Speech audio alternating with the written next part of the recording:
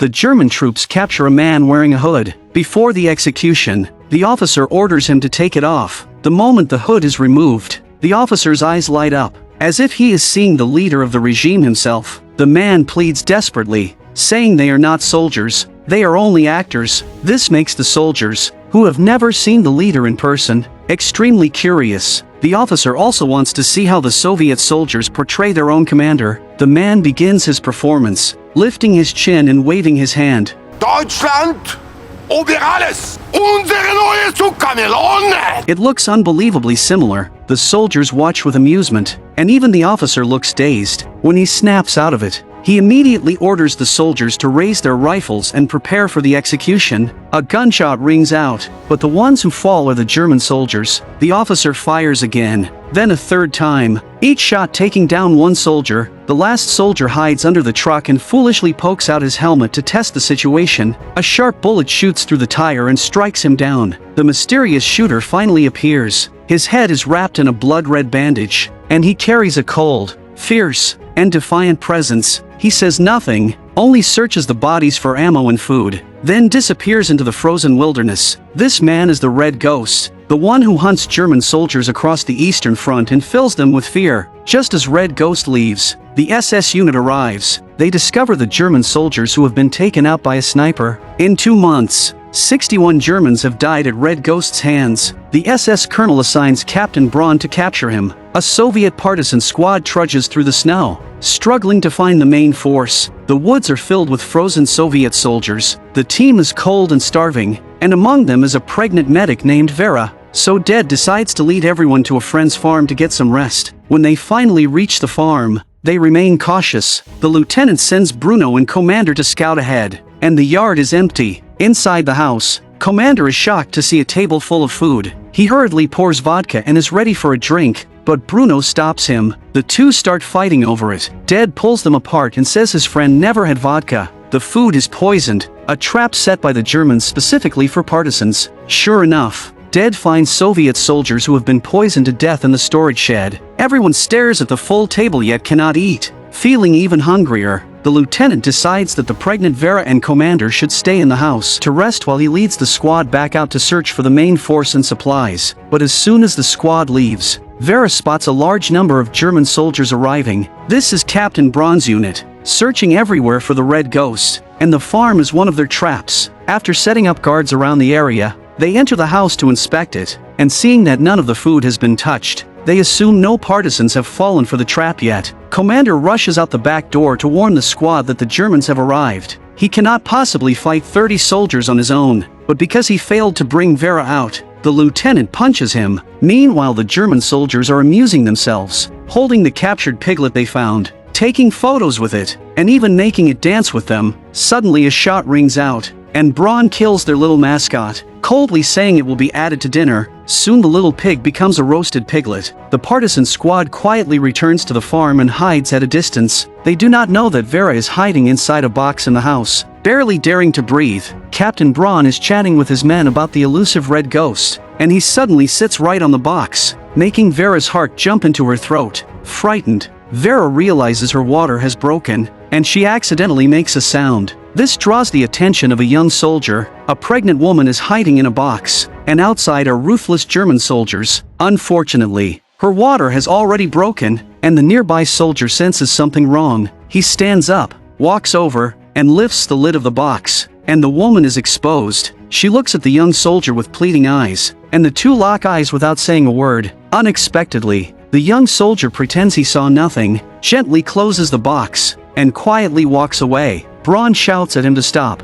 because his sharp instincts have sensed something is off. The box is opened again, and Vera is discovered. She sits painfully on a stool, her water already broken, the baby nearly coming, yet she is forced to be questioned. Vera calmly says she lives here and hid in the box because she was scared. A soldier translates her words while trying to calm her down, but the shrewd adjutant points to a family photo on the wall and says she is not in it. He then finds Vera's uniform and documents, which identify her as a Soviet assault medic. Vera is completely exposed. Braun orders the adjutant to get rid of the pregnant woman while he heads to the next room for a steam bath. Vera walks barefoot in the snow, wearing almost nothing, her blood-stained face drawing everyone's attention. Seeing this from afar, the partisan squad can no longer hold back. They leap up to rescue Vera. The adjutant raises his gun to carry out the execution, and Vera tells him that harming a pregnant woman will bring divine punishment. The adjutant grows uneasy and hands this task involving 2 lives to the young recruit. The new recruit has barely been in the army and likely has not killed anyone,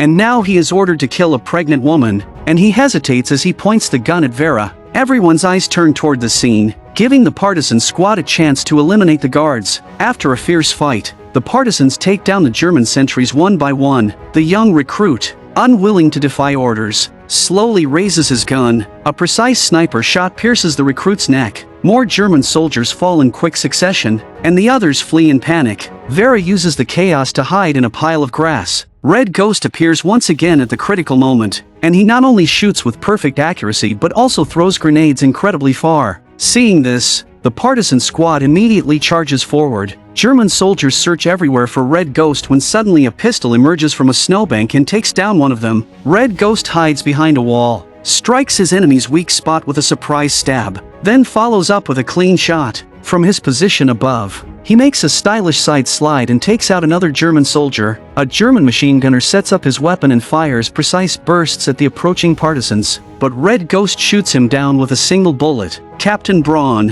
who is taking a steam bath, watches the chaos outside completely unclothed. He asks his adjutant for a gun, but the adjutant has already given his weapon to the young recruit, so Braun has no choice but to run out looking for one. Red Ghost sees a naked man dash out. His hand slips, and the shot hits a pillar, missing the chance. Braun scrambles under the cover of the machine gun and sprints into the barn. Red Ghost is pinned down by the machine gun, and his rifle is out of ammunition. At that moment, the lieutenant arrives, and the two instantly recognize each other as allies. Under the lieutenant's cover, Red Ghost grabs a rifle from the ground and rushes into the steam room. The adjutant hiding inside splashes boiling water at him, then panics and runs out blindly. To avoid the bullets, he dives headfirst onto a tree stump, smashes out a mouthful of teeth, and collapses. On the battlefield, some are playing dead, some are running around unclothed, and others are hiding in fear, with no one daring to make a move. The scene suddenly goes silent. Braun, still unclothed, squeezes his legs together helplessly, unable to hold on any longer, and tells his soldier to throw him a gun. The soldier shouts but tosses the gun outside the barn instead. Braun hooks the rifle with a sickle, but Red Ghost shoots and breaks it. Enraged, Braun grabs the rifle directly and prepares to fight back. Just as he is about to act, the German soldier hiding in the wooden shed is suddenly pushed out from behind by a partisan with a pitchfork, exposing him to every gun aimed at him. The last German soldier throws a grenade and jumps into a truck to flee, but he is shot down before he can escape. Seeing the battle is lost, Braun digs through the barn and finds a woman's outfit. When the partisans approach the barn with their guns raised, they discover the captain has already fled. Noise comes from the steam room, and when they pry open the wooden door, they find Red Ghost locked inside, completely exhausted. After a fierce fight, Vera is also rescued. They devour the food the Germans brought, and Commander takes some to Bruno, who is standing guard. The toothless adjutant is still lying on the ground pretending to be dead, nearly tripping Commander, and Commander kicks him before he continues pretending. The SS colonel is shocked by what he sees. A man in a dress is sprinting barefoot through the snow with a rifle. This man in a floral skirt runs wildly, and the bizarre sight puts the German soldiers on high alert, humiliated beyond belief. Captain Braun finally reaches his unit, quickly gathers the troops, and prepares to attack again. The Soviet squad discusses their next move. A new recruit studies the Red Ghost sniper rifle. Suddenly Vera shouts she is giving birth. In a house full of men, everyone panics instantly. The adjutant pretending to be dead is freezing into an ice statue, and sensing no one is around, he gets up and runs for his life. Only the seasoned dead can handle a scene like this. With Dead's effort and Vera's painful screams, the baby finally comes into the world. This tough delivery wakes Red Ghost, and he flips off the bed, still carrying that cold, distant expression. He picks up his sniper rifle without a word and walks straight outside. Just as Dead said, Red Ghost can already smell the Germans. Sure enough, a large German force approaches quietly. The partisans realize an even harsher battle is coming. They grab their weapons and prepare to fight. And now they have a new life to protect. Braun surrounds the farm with a massive number of troops, eager to erase his humiliation, and this time they bring mortars, opening with a ruthless bombardment. The partisans are thrown into chaos. and the Soviet lieutenant sets up a machine gun to hold off the first wave. The SS colonel keeps ordering the mortars to fire at the farm,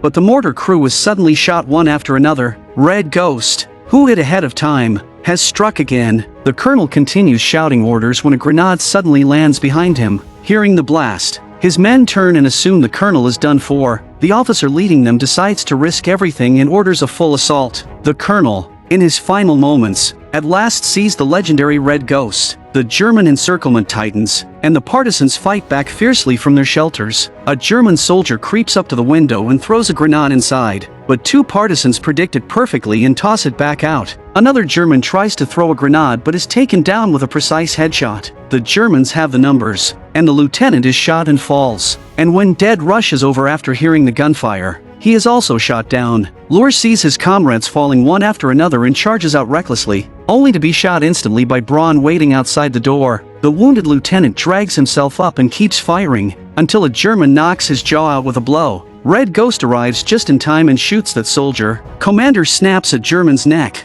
then finds a bottle of vodka, the water of life, and takes a fierce swig, his fighting spirit soaring. Seeing the lieutenant's jaw out of place, Commander punches it back into position without hesitation. Before the lieutenant can recover, Commander forces vodka into his mouth and drinks the rest himself. Fueled by the water of life, Commander becomes unstoppable. He grabs a heavy machine gun and charges back into battle, taking down several Germans, the bullets hitting him meaning nothing. A German sneaks up behind him with a grenade, but the wounded lieutenant grabs him, and the grenade explodes between them. Commander sees the lieutenant fall but barely has time to react before the German captain shoots him down. After a brutal fight, only Red Ghost and Captain Braun remain. They choose melee combat in silent agreement and begin circling each other. After several rounds, the larger Braun gains the advantage, and Red Ghost is knocked to the ground. Braun pulls out his gun to finish the fight, but Red Ghost grabs the broken sickle and strikes back, killing him. Just as Red Ghost stands up, a gunshot hits him in the back and he collapses. The one who fired is the toothless adjutant pretending to be dead, showing absolutely no honor. The feared Red Ghost dies by his hand, and the adjutant laughs wildly in triumph. Suddenly another shot rings out, and the adjutant falls too. It turns out the previously fallen partisans were not dead, they are the final survivors. The SS soldiers continue searching for Red Ghost, forcing villagers to talk and even threatening children. Suddenly a gunshot is fired, and the Germans panic and scatter. The actors who were once captured refuse to stay helpless. They fight back with the villagers, and several German soldiers are eliminated quickly. Then the mysterious shooter appears again, with the same music, the same cold expression, and the same silence. He gathers weapons and ammunition from the fallen Germans and heads into the snowy wilderness. When he turns around, Bruno stands behind him. It turns out Red Ghost was never just one person. He is the collective image of the nameless Soviet fighters, the fighting spirit of the people, the vast ocean of guerrilla warfare. Any Soviet soldier who stands up could become Red Ghost. They keep charging forward until the war ends. I'm a movie enthusiast. Subscribe to my channel. See you next time.